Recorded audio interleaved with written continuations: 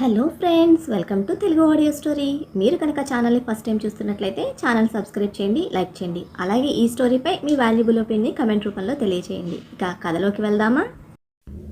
చెలి నీవెవరో పార్ట్ 80 చూసే ముందు పార్ట్ 79 చూడండి. లింక్ డిస్క్రిప్షన్లో ఇవ్వడం జరిగింది.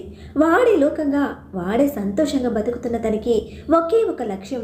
ఈరోజు తన ఒంటరి జీవితానికి కారణమైన వాడిని, తన అమ్మమ్మ చావుకి కారణమైన వాడిని చంపడం మాత్రమే.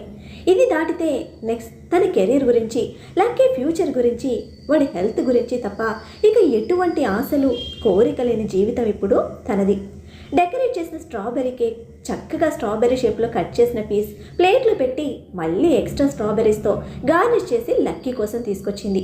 కలర్ఫుల్గా ఉన్న కేక్ని చూడడమే బెడ్ మీద జంప్ చేస్తూ పెడుతున్న వాడి కేరింతలు రూమ్లో రీసౌండ్ వస్తూ ఉంటే వాడి హ్యాపీనెస్కి నవ్వుతూ ఫోర్క్తో పీస్ వాడి నోటికి అందించింది.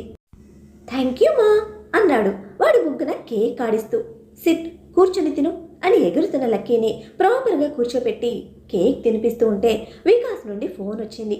2 minutes నాన్న, హ్యావ్ ఇట్ అంటూ కేక్ వాడికిచ్చి ఫోన్తో బయటకు వెళ్ళిన అమ్మని గుర్రుగా చూస్తూ ఉన్నాడు లక్కీ. వికాస్ నుంచి ఎప్పుడు ఫోన్ వచ్చినా అమ్మ తనని వదిలేసి వెళ్ళడం వికాస్ మీద కోపం తెప్పించేది మన లక్కీ బాబుకి.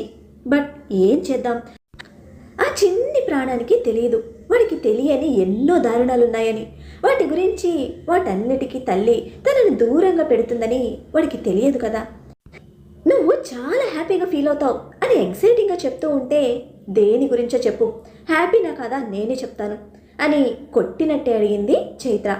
అబ్బా, ఉన్న కొద్దీ రాయిలా మారిపోతున్నావు, విసిగించకుండా విషయం చెప్పు అని సీరియస్ అవ్వడంతో ఆ ఇన్స్పెక్టర్కి ప్రమోషన్ ప్లస్ ట్రాన్స్ఫర్ వచ్చింది అంటున్న వికాస్ చెప్పేది పూర్తి కాకముందే ఇది నీకు హ్యాపీ న్యూసా అని కోప్పడింది. కమాన్ చైత్ర, లెట్ మీ ఫినిష్. వాడికి ట్రాన్స్ఫర్ రావడంతో